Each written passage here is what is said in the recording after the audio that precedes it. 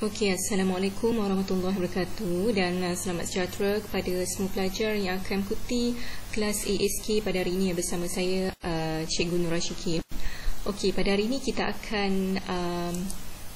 akan buat sedikit ulang kaji mengenai struktur kawalan ulangan untuk for Okey, di mana struktur kawalan ulangan untuk for ini, okey, seperti mana yang kamu semua sudah tahu, okey, ia akan melaksanakan tindakan, okey, berdasarkan bilangan yang telah ditetapkan, okey, berdasarkan pembilang yang telah ditetapkan ataupun counter.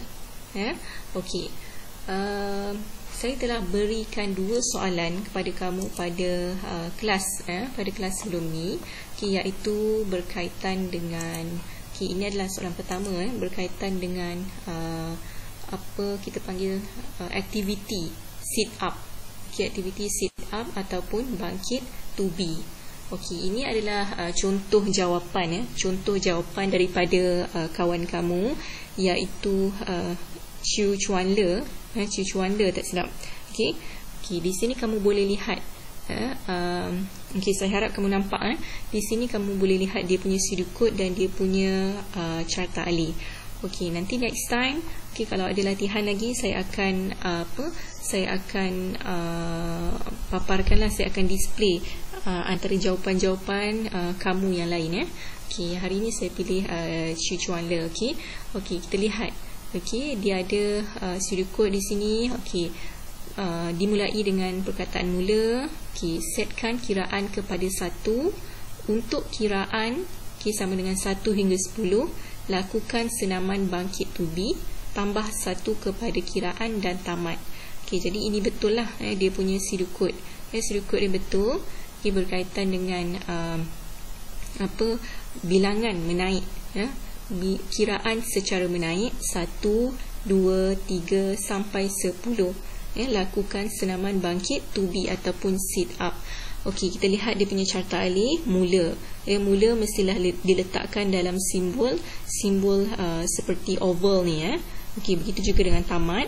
Okey, kemudian apa yang berlaku? Setkan kiraan kepada 1. Sebab apa? Sebab kita nak mulakan kiraan daripada 1. Okey, kemudian selagi kiraan lebih kecil daripada 10 ataupun sama dengan 10, okey, apa yang akan berlaku? Tindakan dia, kita akan lakukan senaman bangkit to be, okey, dan tambah 1 kepada masa. Okey, jadi masa itu akan sentiasa bertambah. Okey, daripada 1, 2, 3, dia akan berulang 4, 5, 6, 7, 8, 9, 10. Okey, dan apabila 11, okey, naik saja nilai 11 di sini. Adakah 11 lebih kecil daripada 10 ataupun sama dengan 10? Okey, tidak. Dan tamat aktiviti. Tamat aktiviti senaman bangkit to be. Okey, ini adalah jawapan untuk skema jawapan untuk yang pertama, soalan yang pertama. Okey, kemudian untuk soalan yang kedua, okey, saya diminta kamu untuk buatkan sudut kod dan juga carta alih berkaitan dengan apa kita panggil sistem lampu isyarat ataupun traffic light, di mana kita lihat traffic light ini, dia traffic light yang berwarna hijau. Dia paparkan, dia display nombor 23. Dan apabila mula saja hijau, nombor ini akan bergerak secara menurun daripada 23, 22, 21, 20, 19, 18 sampai 1 and then kosong. Betul? Okey, jadi dia akan, nombor ini dia akan menurun. Okey, jadi kita lihat dia punya sudut kod. Mula, setkan masa kepada 23. Okey, untuk masa 23 hingga 1, kereta bergerak, tolak 1 kepada masa dan tamat. Okey, betul. Okey, kemudian kita lihat. Okey, mula setkan masa kepada 23. Okey, masa, selagi masa, untuk masa lebih besar ataupun sama dengan 1, lebih besar daripada 1, apa yang berlaku? okey, kereta akan bergerak. Kereta akan bergerak dan tolak satu kepada masa. Jadi nilai 23 apabila ditolakkan dengan 1, dia akan dapat 22. 22 dia akan naik atas. Okey, adakah 22 lebih besar daripada 1? Ya, okey, kereta akan bergerak. Jadi nilai ini akan semakin menurun. Nilai 23, 22, 21 dia akan menurun. Dia akan sentiasa menurun sehinggalah nilai dia jadi kosong. Jadi kosong. 3, 2, 1, kosong. Okey, apabila kosong masa dia di sini, adakah kosong lebih daripada 1 ataupun kosong sama dengan 1? Tidak. Dan tamat aktiviti untuk pergerakan kereta. Tamat pergerakan kereta. Okey, ini adalah jawapan, skema jawapan untuk sistem traffic light. Bila mana traffic light ini dia hijau, dia hijau dan dia paparkan nombor 23, dan dia akan paparkan nombor ini secara menurun, 23, 22 sampailah 0, kosong. Okey, ini adalah jawapan daripada kawan kamu Chiu Chuan Le. Okey, pada hari ini kita akan teruskan lagi kita akan teruskan lagi kepada struktur kawalan selagi, iaitu while. Struktur kawalan selagi while. Okey, di mana apa yang dimasukkan dengan struktur kawalan selagi while? Okey, di mana sistem ini ataupun struktur kawalan ini dia akan melaksanakan tindakan ataupun proses mengikut syarat, mengikut syarat yang telah ditetapkan. Jadi dia akan lihat syarat terlebih dahulu. Dia akan lihat syarat terlebih dahulu. Jika syarat dipenuhi, barulah dia akan laksanakan tindakan. Tetapi apabila pada awal lagi, bila syarat tidak dipenuhi, dia akan tamatkan aktiviti. Dia akan terus tamatkan aktiviti. Okey, sebagai contoh yang paling simple, yang paling ringkas. Okey, bila kita menggunakan handphone, kita akan lihat bateri dulu, sama ada bateri ni ada berfungsi ataupun ada power lagi ataupun tidak. Okey, tetapi apabila bateri tu sudah tidak ada kuasa, tidak ada power, sistem telefon itu dia akan tamat secara automatik, dia akan shut down. Okey, automatically. Okey, jadi untuk struktur kawalan ulangan selagi while, dia akan lihat syarat terlebih dahulu. Dia akan lihat condition. Condition akan dilihat terlebih dahulu. Okey, contoh yang ini kita lihat dia punya pseudocode. Okey, pseudocode dia dimulai dengan perkataan mula. Kemudian selagi bateri ada kuasa ataupun selagi bateri ada power, telefon akan berfungsi. Dan tamat selagi tamat. Okey, tamat selagi ni adalah apa? Adalah dia punya rules lah.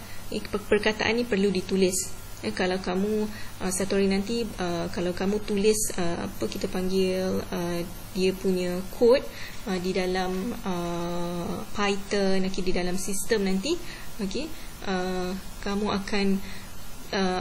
akan terbiasalah dengan tulisan-tulisan seperti ini, penulisan pseudocode, penulisan kod-kod seperti ini. Okey, tak apa. Nanti kamu akan belajar, tentang inilah. Okey. Kemudian kita lihat dia punya carta alih. Okey, carta alih dia. Okey, mula dan tamat. Okey, macam biasa kita perlu letakkan dalam simbol oval. Kemudian, okey, terdapat pilihan di sini. Okey, dia akan lihat. Okey, di sinilah dia akan lihat syarat. Syarat kita akan lihat dulu. Okey, macam tadi kita akan lihat syarat dulu. Okey, bateri ada kuasa. Okey, bateri ada power. Okey, jika ya, telefon berfungsi. Okey, sistem telefon masih berfungsi. Okey, tetapi jika tidak, dia akan terus tamat. Dia akan lihat dia punya syarat terlebih dahulu. Okey, ini adalah contoh yang kedua untuk struktur kawalan ulangan selagi. Okey, macam tadi saya ada tunjukkan kawan-kawan kamu punya jawapan untuk traffic light, di mana kita menggunakan for. Okay, kita menggunakan for. Di mana masa yang kita tetapkan adalah 23 hinggalah 1. Ya, kereta akan bergerak. Tetapi sistem lampu isyarat ini juga boleh jadi struktur kawalan, boleh jadi struktur kawalan ulangan selagi ataupun while. Di mana kita lihat contoh dia punya pseudo code dia. Setkan nilai n kepada 23, selagi lampu isyarat menyala, paparkan nilai n. Maksudnya paparkan nilai nombor itu, tambah nilai n sebanyak 1. Maafkan saya, ini bukan tambah, ini sepatutnya tolak. Tolak n sebanyak 1. Jadi di sini dia nak beritahu, syarat dia. Syarat dia di sini, selagi lampu isyarat ni menyala, dia akan paparkan, dia akan display. Papar ini maksudnya display. Dia akan displaykan nombor. Tetapi jika lampu isyarat tu tidak menyala, contohnya blackout ke, ataupun sistem rosak ke, jadi dia tak akan paparkan nombor, dia akan tamat terus. Jadi dia punya condition kita akan lihat terlebih dahulu di sini. Seperti mana yang saya katakan tadi, bila struktur kawalan ulangan selagi ataupun while, dia akan lihat condition terlebih dahulu. Seperti inilah, selagi lampu isyarat menyala, paparkan nilai n. Dia akan display nombor di sini. Tetapi jika lampu isyarat rosak, contohnya lampu isyarat ataupun traffic light ini rosak, ataupun sistem dia blackout ke, dia akan tamat. Maksudnya nombor tu tak akan dipaparkan, terus tamat aktiviti. Contohnya di sini, setkan nilai n kepada 23, selagi lampu isyarat menyala, paparkan nilai n, tolak nilai n sebanyak 1, tamat selagi. Kita lihat dia punya kita panggil carta alih. Setkan nilai n kepada 23. Adakah lampu isyarat menyala? Jika lampu isyarat menyala, ya, paparkan nilai n. N tadi adalah 23. Kalau 23 tolak 1 di sini, dia akan jadi 22. 23 yang ini tolakkan dengan 1, dia akan jadi 22. Tolak nilai n sebanyak 1. So 22 dia akan naik atas. Adakah lampu isyarat menyala? Jadi bila lampu isyarat tu masih menyala, masih berfungsi, dia akan terus paparkan nilai n. Jadi tadi 22 tolakkan dengan 1, dia jadi 21. 23, 22, 21, dia akan berfungsi. Selagi mana lampu isyarat tu menyala, nombor ini pun akan dipaparkan. Tetapi jika lampu isyarat tu tiba-tiba blackout, ataupun tiba-tiba rosak, so dia sudah tamat aktiviti secara automatik. Itu yang dimaksudkan dengan sistem kawalan ulangan selagi while. Dia akan lihat syarat terlebih dahulu. Kalau contoh, awal-awal lagi, from the beginning, lampu isyarat tu sudah blackout, sudah tak berfungsi. Jadi dia hanya terus tamat aktiviti. Tak perlu buat ini lagi. Kita panggil tak perlu laksanakan tindakan. Terus tamat aktiviti. Simple. Struktur kawalan ulangan selagi ni bagi saya lebih mudah lah. Sebab dia akan lihat syarat dulu. Jika syarat itu adalah tidak menepati syarat, dia terus tamat. Jadi di sini saya harap kamu fahamlah. Kamu faham beza antara struktur kawalan ulangan untuk ataupun for, dan juga struktur kawalan ulangan while, ataupun selagi. Perbezaan antara for dan juga while. Jadi nanti saya akan sediakan nota ini di dalam Google Form. Nanti kamu boleh salinlah sedikit nota ini. Dan untuk hari ini, sekian itu saja. Assalamualaikum warahmatullahi wabarakatuh dan selamat sejahtera.